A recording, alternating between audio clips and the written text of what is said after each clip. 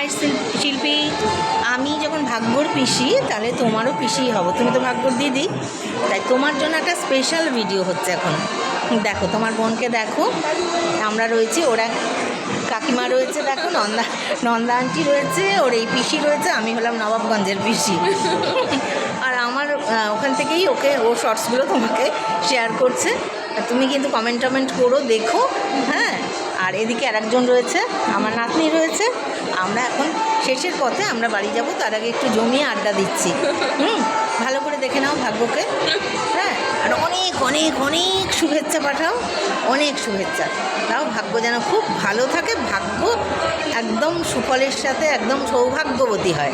ঠিক আছে, ভাগ্য কেমন লাগছে একটু বল। খুব ভালো লাগছে দিদি আসলে আরো ভালো।